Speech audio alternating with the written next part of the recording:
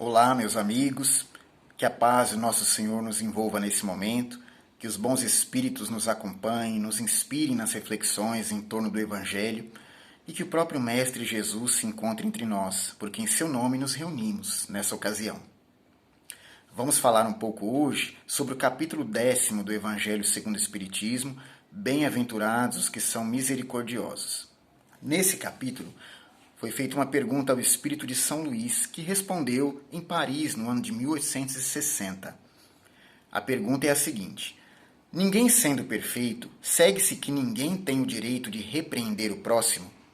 Então vejamos que a repreensão às atitudes do próximo está ligada à nossa compreensão da vida, aos valores que carregamos, aos princípios que esposamos e defendemos. E quando verificamos que há conflito entre esses valores e os que o próximo manifesta, achamos-nos por vezes no direito de repreendê-lo. É aí que entra o esclarecimento de São Luís.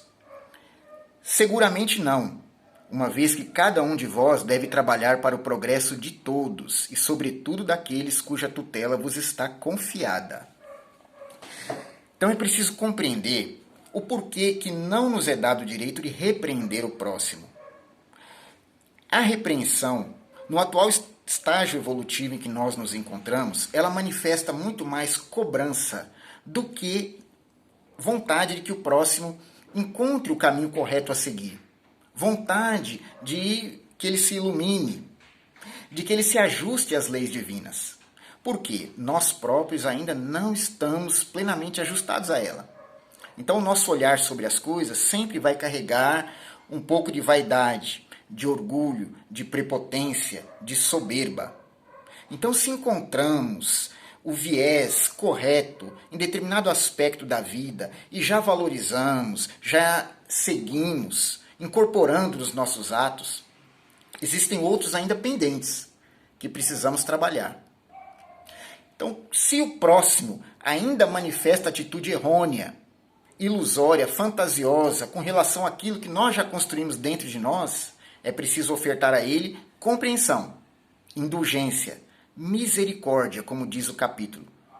Por isso, São Luís diz que não nos cabe repreendê-lo, no sentido de cobrar e de julgar. E ele fala da responsabilidade que cada um carrega também diante do progresso de todos. O progresso se faz, logicamente, por mérito individual, cada um se autoilumina, mas também de maneira coletiva. Porque Deus quer que nós trabalhemos pela nossa evolução juntos, que nos demos as mãos, que nos encontremos no mesmo campo de serviço, trabalhando pelo mesmo objetivo. Então, daí ele diz que cada um deve trabalhar para o progresso de todos. E, sobretudo, daqueles cuja tutela vos está confiada, ou seja, parentes mais próximos. É na família que nós encontramos o maior campo de trabalho, de desenvolvimento das nossas virtudes.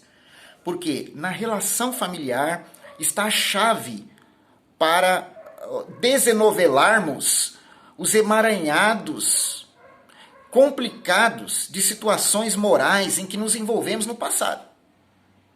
Em outras palavras, são espíritos que já estiveram conosco, caminhando em situações por vezes complicadas e que carecem de restaurar a paz em si mesmos, renovando os sentimentos conosco.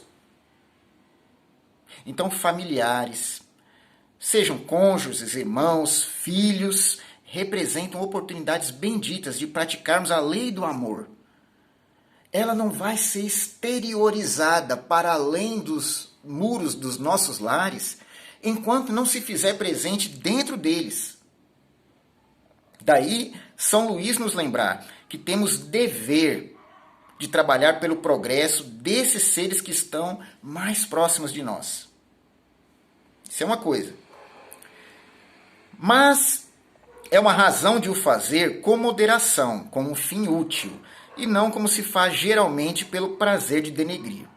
Então, por vezes, dentre os nossos familiares, nós encontramos atitudes que sabemos ser prejudiciais a eles mesmos e ao próximo.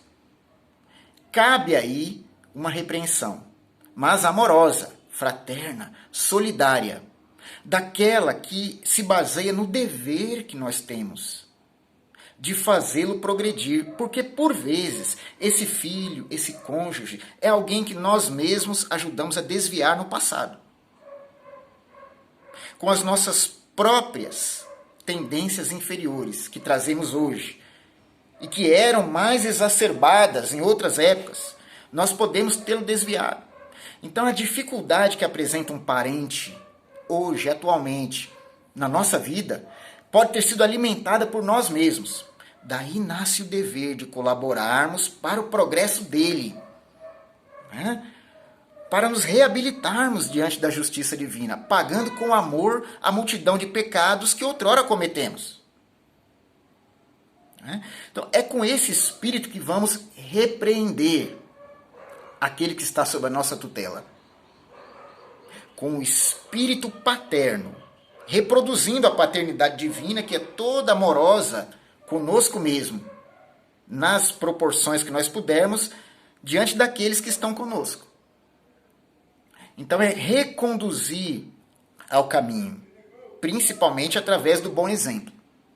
As palavras podem tocar o entendimento, mas se não vierem carregadas de vibração, não atingem o coração, né? Então ele diz: nesse último caso, a censura é uma maldade. No primeiro, é um dever que a caridade manda cumprir com todas as reservas possíveis. Então, quando que a censura é uma maldade? Quando se faz com a intenção de denegrir, que é aquele primeiro caso que citávamos, carregados de orgulho, de vaidade, sabendo que não tropeçamos mais naquele ponto, vemos o próximo tropeçar e o acusamos. Esse é um mecanismo muito sutil da alma culpada, que faz com que os holofotes do julgamento sejam dirigidos para o outro e automaticamente tirados de cima de si mesmo. Então, enquanto a falta do próximo estiver em evidência, as minhas faltas estarão escondidas. Eu posso ficar tranquilo, porque todos os olhares perquiridores estarão sendo dirigidos a ele. Como no caso da mulher adúltera, em que muitos homens estavam ali de pedras na mão, prontos a aplicar-lhe o castigo máximo, porque a sua falta havia sido tornada pública e a deles estava escondida. Jesus não ressaltou a falta de ninguém, nem a dela e nem a dos acusadores, apenas propôs uma reflexão. Quem estiver sem pecado pode começar a tirar pedra. Então isso é um apelo profundo à consciência do ser. Os pecados poderiam não estar expostos, mas estavam ali. Permaneciam nos corações de cada um. E diante da reflexão proposta por Jesus, ninguém teve coragem de atirar pedra alguma. Seremos nós aqueles que continuam com pedras na mão para atirar no semelhante que porventura errou? É possível que 2021 anos depois nós ainda tenhamos essa postura julgadora? Então, é preciso pensar com Jesus a respeito. O Espírito São Luís nos diz que quem tem o prazer de denegrir, lógico, o faz por maldade. E a maldade revela falta de amor ao próximo. É um raio-x moral que se passa no ser. Como é que nós agimos diante da falta alheia? Lembremos que Jesus, conforme a explicação dos Espíritos, entende por caridade benevolência para com todos, indulgência para com as imperfeições dos outros e perdão das ofensas. Essas são as bases, os pilares da caridade, no entendimento de Jesus.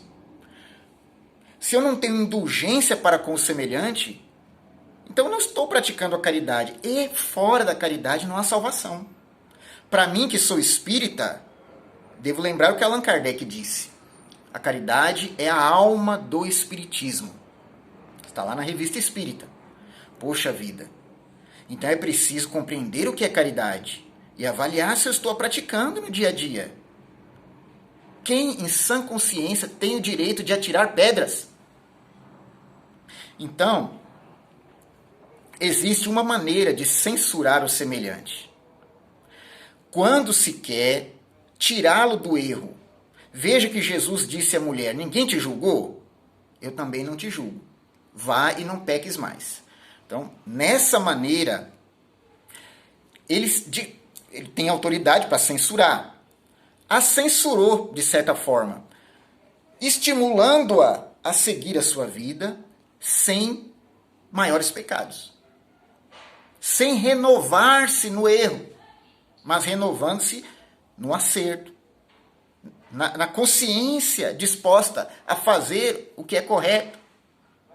Vá e não peques mais. É uma recomendação, não é uma imposição. Que Jesus não impõe a sua moral a ninguém. Ele propõe que a sigamos. E ele mostra que a felicidade está em seguir esse caminho. Imaginemos o estado de espírito daquela mulher diante de Jesus naquele momento. O quanto de transformação não tomou conta do seu ser. Como mudou a sua visão, muito provavelmente, diante da vida a partir daquele acontecimento. Aquele vai, não peques mais, com certeza ficou gravado no seu íntimo, para toda a eternidade, como deve estar no nosso. Não é porque ninguém nos pegou faltando com o dever que nós não vamos vasculhar a própria consciência e sermos rígidos conosco mesmo a respeito desse cumprimento. Porque quem cumpre o seu dever ama a vida, ama a si mesmo, ama o próximo, ama a Deus. Então, não peques mais ressoa no nosso íntimo até hoje. Estamos obedecendo?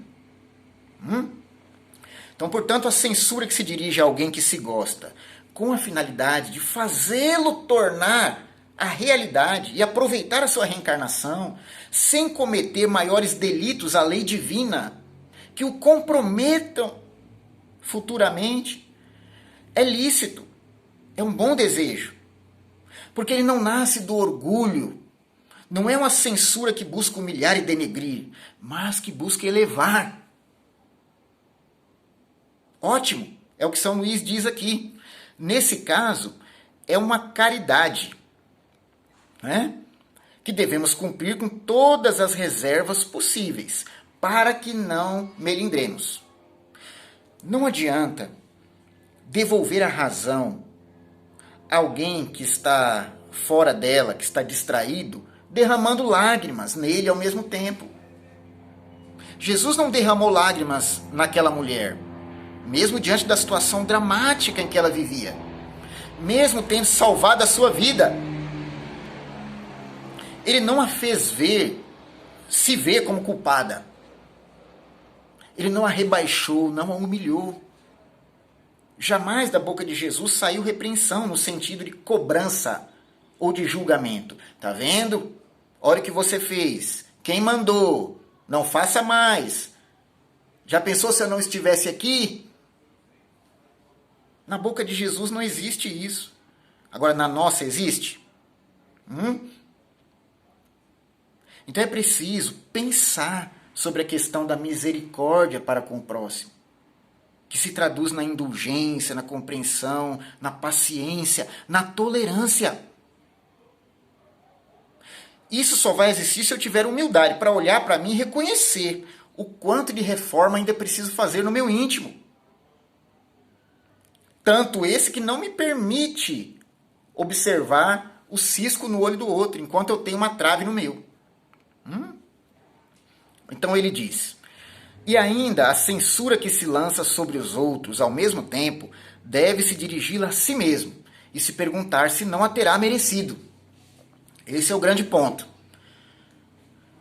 O evangelho não é para ser aplicado no outro, e sim em mim mesmo. Portanto, se o evangelho diz na boca de Jesus, vai, não peques mais, eu preciso avaliar se estou obedecendo ou não esse preceito. E antes de julgar o próximo, saber se eu não sou suscetível de cair na mesma armadilha moral que ele caiu. Porque por vezes a pessoa está bem intencionada, mas cai numa armadilha moral, em que ela não tem força suficiente dentro de si para resistir. Então todos nós estamos sujeitos a isso. Eu posso não ter cometido determinado erro que o próximo está cometendo. Porém, amanhã ou depois, se eu me distrair, por isso que devorar e vigiar, eu caio nesse mesmo erro. Normalmente é naquele que eu condeno. Eu me acho com a consciência tranquila porque nunca fiz nessa encarnação. Mas se eu julgo, eu posso saber que vou cair nessa prova mais adiante. Na mesma prova que ele caiu. Basta eu repreender com ares de cobrança, não com a intenção de auxiliá-lo, mas de expor a sua chaga íntima, que essa mesma problemática vai me defrontar no futuro. É uma maneira que Deus tem de dizer, você também tem suas fragilidades, e por vezes elas são maiores do que a do próximo. Não julgue se ele cair, porque você cairia mais facilmente no mesmo erro. Então, meus amigos, vamos pensar sobre isso que São Luís nos disse e vamos tentar interiorizar essa questão tão importante para nós. Que a paz de Nosso Senhor seja conosco. Agradecemos a todos que ouviram e rogamos a Jesus que nos abençoe e nos fortaleça na caminhada rumo à luz. Que assim seja. Fiquem com Deus.